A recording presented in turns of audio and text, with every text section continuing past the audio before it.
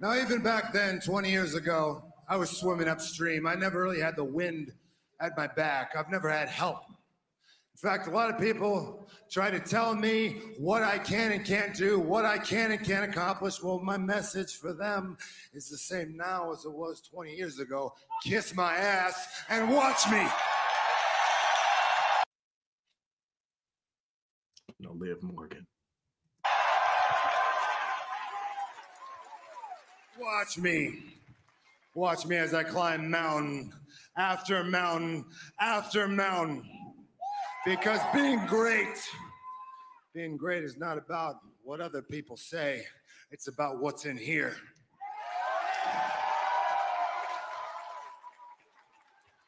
Now, if you didn't know, this is the IWGP Championship.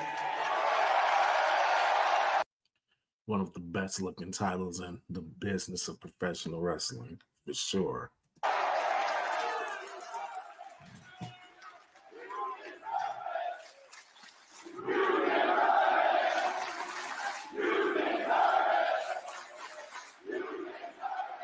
This championship is steeped in history. It is illustrious to the extreme, and I have been chasing it for 5 years.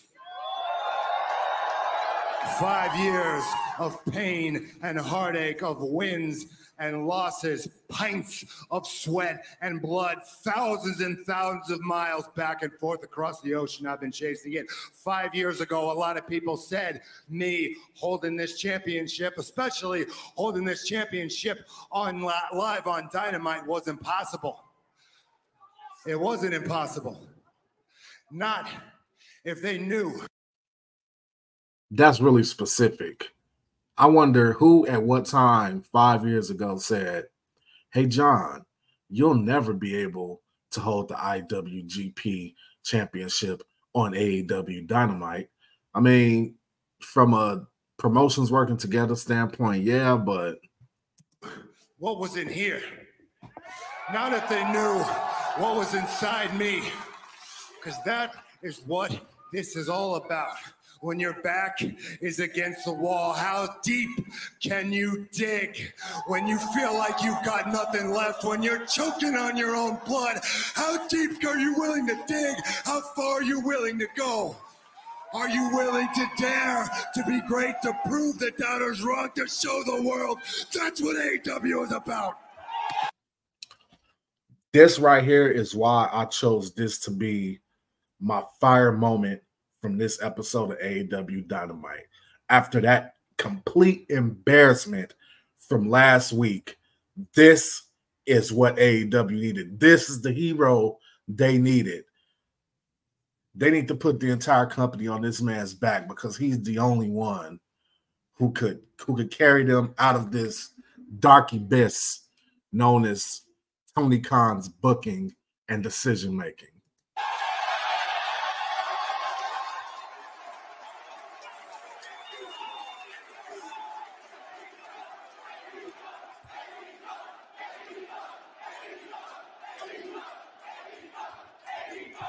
Which brings me to my point, this Don Callis family. Some very, very talented individuals have got themselves in league with this Don Callis. Don Callis is a creep. I have no time for this Don Callis, and he is feeding them lies, and they are buying them. And what's worse, over the weekend, these guys, they put a hit out and tried to injure my friend, my teammate, Bryan Danielson. They done greenlit Bryan Danielson. God damn. Now, if you're going to put a target on Bryan's back, you might as well put a target on mine. You guys want to get violent? You want to be tough guys? Well, you're welcome to come find me. I'll be here all night. But I suspect maybe I'm not your type. Now, what I could do is run up on y'all with a tire iron and blast you in the back of the head. What I could do is run you over with a car in the parking lot here tonight. But I get the sense that you won't learn nothing. So here's what I'm gonna do. I'm gonna pick the biggest, baddest, meanest one of all y'all. Powerhouse Will Hobbs. And I'm gonna challenge Will Hobbs to a match 1 week from tonight in the main event of Dynamite in Jacksonville. And will accept. And in that match, Will find out just how out of his depth he is when he steps into the ring with the IWGP World Champion. Because I'm not gonna make it quick, and I'm not gonna make it easy. I am gonna drag Will Hobbs to the deepest waters that there are, and he will look around and he will see no shoreline, and when he asks the referee to come rescue him or he sinks to the bottom of the ocean, he will know the difference between me and him, and he will know that Don Callis is feeding him lies. He will know that him, just like everybody else in this business, none of you, nobody can touch me. There are a lot of great wrestlers in the world, but there is only one, and there is ever gonna be one, Jon Moxley. That's a bad motherfucker right there, man. Jon Moxley is a bad motherfucker. I'm not gonna hit him with it. Out of his mind. You think you're better than me, Garcia, huh? Huh? Come on, kid, what do you got? You got anything left? Show me something. Why did we hire you here at AEW? Show me something. What do you, okay, hey, relax. Put me down, but we're good. We're good. Daniel Garcia, not a man you want to underestimate. Matthew Jackson finding out firsthand. Watch out. Garcia put him down, right? And now here comes Pac. Pac, the legal man, alongside Matthew Jackson. And Pac just flying elbow strike. Yeah, you were talking about the speed, Taz. It's on full display right now. Yeah, you can see it. Bypassing to the ropes. German suplex Pac. Using Matthew Jackson's momentum against him. And likewise for Nicholas. Wow, such power. And speed. Amazing. Quick snap Germans. They're tough to deal with. Pac up to the top. Finds his footing. And double drop kick takes down the Bucks. And remember, it'll be Pac challenging Kazuchika Okada for the Continental Championship live this Sunday at Dynasty on pay-per-view, but Pac with the moonsault. God. I'm going to explain why this is mid in a second. So agile, just landed on his feet as well. There it is. The playing field's empty, and now Okada. Pac watching. And Okada said, no, I got to get a tag to come in, and oh my God, enough to get the attention of Pac away from the attack. Second time in the match that's happened to Pac from the Bucks. Well, Pac can be overzealous, as we know, right? Temper. He's got a bad temper. Sure. You're correct on that, Shivani. He's got a short fuse, and he got him there. Now Okada and Nicholas Jackson sending Pac into their corner. Bandera sends Nicholas up and over, but the Elite triple team there on the bastard Pac. Great teamwork. Okada. Now neck breaker. As he floats over, the leg is hooked. Penta, though, coming in, and Penta the kick to the back of the head. Some death triangle action going on that time, helping out his partner. Well, Taz, that's a tough position for Okada to be in. You're committed to covering your opponent. Your head is left completely exposed. That's exactly right. Good observation. And there is Penta now, legal man, big high cross body. Penta into the rope. Sling blade on Nicholas. Sling blade for Matthew. And now the catch. And made in Japan. 1, 2, and Nicholas there to break things up. Tough to take. Okada really got lit up. He might not have kicked out if it wasn't for Matthew right there. The Bucks sending Penta into Okada, but no. A stalling DDT. Now Bucks counter it. In comes Garcia. Super kick intercepted. Matthew Got staggered. Neck breaker there by Garcia. Great job by Garcia, but what a fake by Matthew, and then caught Garcia. Wild swipe, though, by Matthew. Pac taking advantage. Yeah. Pac coming over into a cutter. Tough landing. Yeah, man. It seems like Pac can come up with something different. Okay, so here's why this is mid.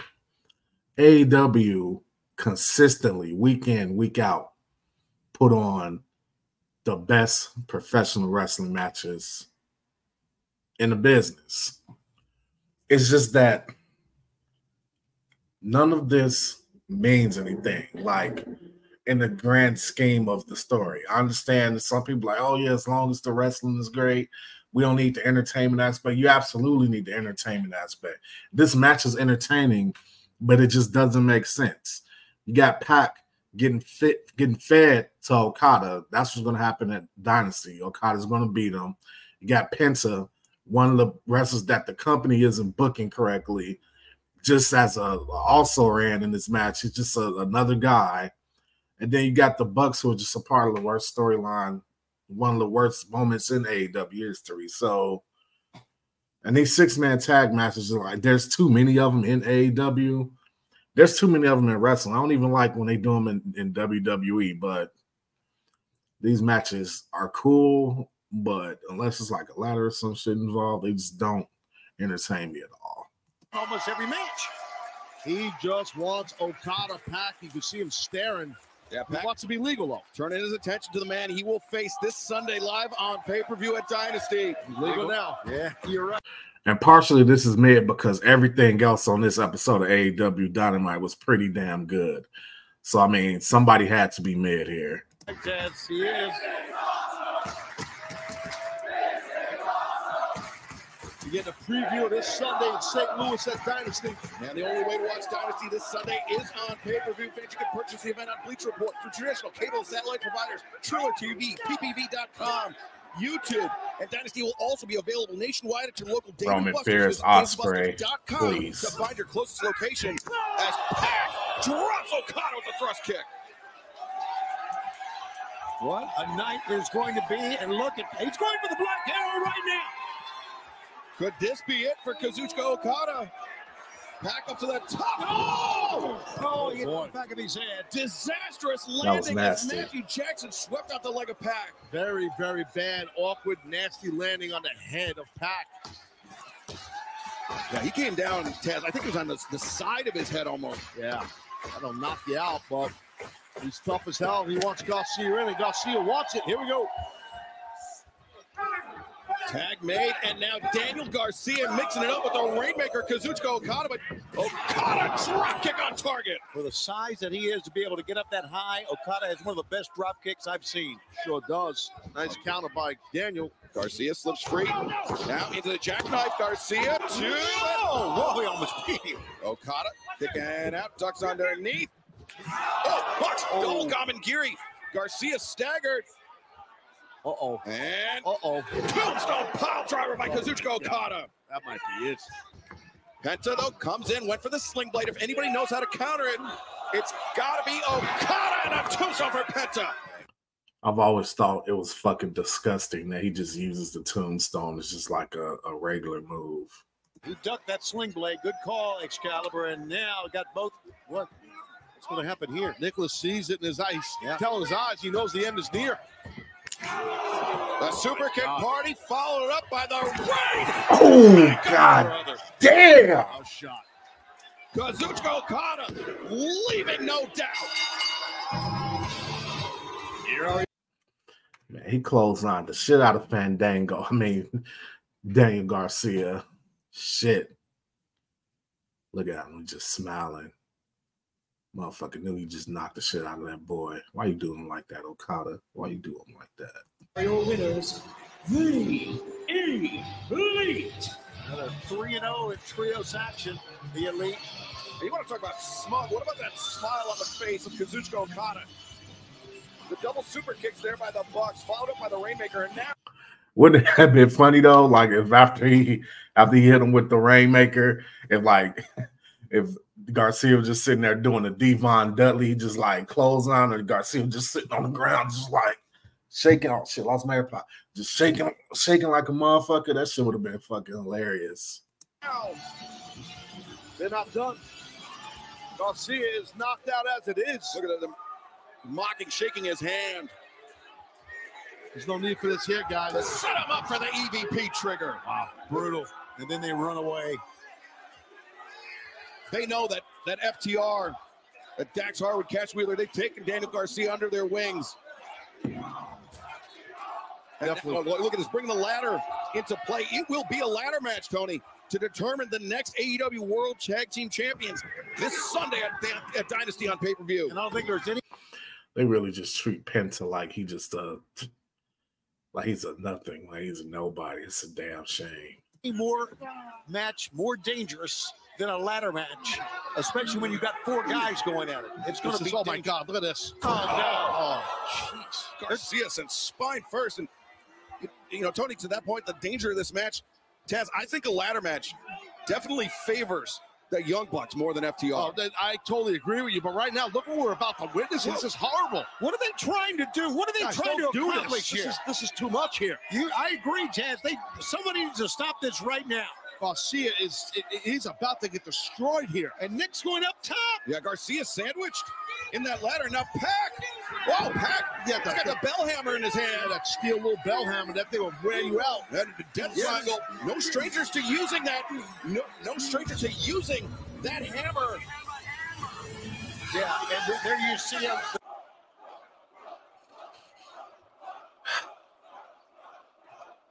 All right, so I'm just here to make. I'm mainly gonna let this segment breathe and chime in here and there, but Hook's tone throughout this segment is the reason it's just trash. Hook is a talented wrestler. He has a bright future. I like Hook. He just needs to, as he develops, I guess, he'll just start being a better microphone guy. But yeah, man. Make sure everything goes nice and easy. There's been some issues between you, Jericho, you, Hook. So, Chris Jericho, that being said, the floor is yours. First of all, Tazz, we've known each other for 30 years. I want to thank you for getting Hook to come out here. Hook, thanks for, please. Hook, I just want to thank you for coming out here. I just want to clarify a few things. The reason why I pulled you off the apron last week was not to mess with Shibata. Shibata was just collateral damage. I wanted to get your attention and let you know that I didn't feel you were listening to me as much as you should, as much as I can help you, Hook. Keep this in mind. I'm doing this all for you, Hook, okay? Now, some people say I'm the greatest of all time at this. Other people talk about the learning tree. Hook, I am the learning tree. Think about everybody in AEW who have listened to my perfect parables, who have listened to my pearls of wisdom, have gotten to the next level. All of them. MJF, Orange Cassidy, Eddie Kingston, Danny Garcia, Jon Moxley, Ospreay, all of them, so many more have gotten to the next level. Everyone that's come into the Jericho vortex has come out the other side a better performer, a better wrestler, and let's be honest, a better person as well. And that's what I want from you, Hook. I want us to scale to the highest of heights together. I want us to get to the top of Wizard Mountain so we can both breathe in the rarefied air of Jericho and get to the top. I know I can get you to the top. So what do you say, Hook? Are you ready to put this animosity aside and truly sit under the brilliant branches of the learning tree? Come on, man. What do you say? It's a big offer for Hook to consider. No. No. That's not. His mind's made up, sounds like to me.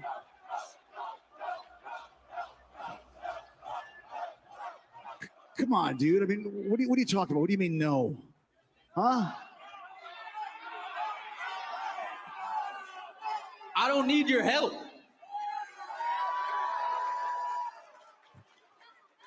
Dude, don't be stupid. Okay. Relax. Hey, relax. Stop.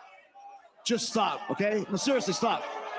Jericho was the one that asked for Tazz to broker this meeting. That's right. I'm just doing what you should have done 30 years ago and given this kid some proper guidance. Okay? I know he didn't. Hey, seriously, all due respect. Hook is not 30 years old, but This is what I'm talking about, Hook. I need to help you get rid of all this dead weight that's been surrounding you your entire life. what? I would not consider Tazz. Chris, you got to calm down. You got to stop.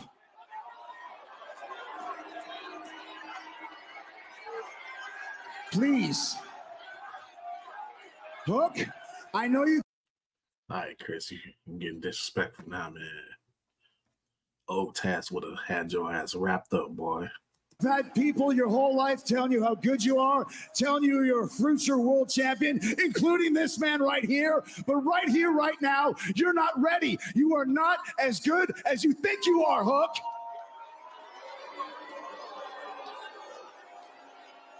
Chris, you're getting. Oh, what the? Now, I don't care how bad your knee is. You don't get your big ass up and put this motherfucker in the Tazz mission, bro. It's embarrassing, man. It's like the time Stone Cold whooped your ass with that belt in front of everybody. But get your ass up. I don't think a lot of people know this. Tazz has been dealing with a knee issue for a number of years, and I think We've all known that as announcers. And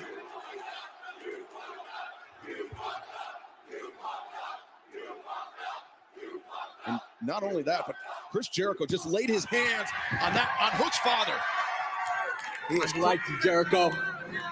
You crossed the line. You want to see how good I am? I'll show you again.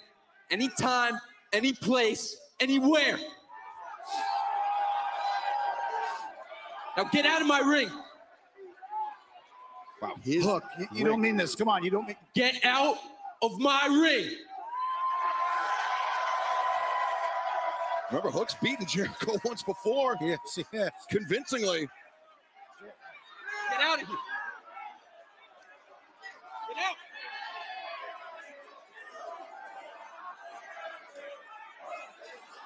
Get out of here. This is, again, you don't usually see Chris Jericho like this.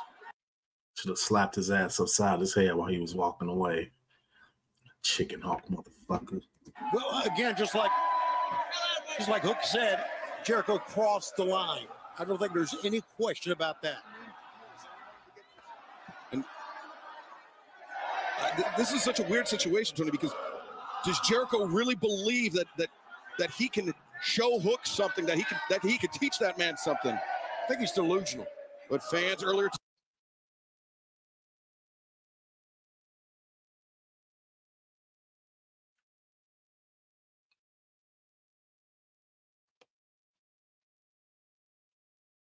All right, y'all. That's it for this episode of Elite Mid Trash for the April 17th edition of AEW Dynamite. I'll see y'all next time. Let's go.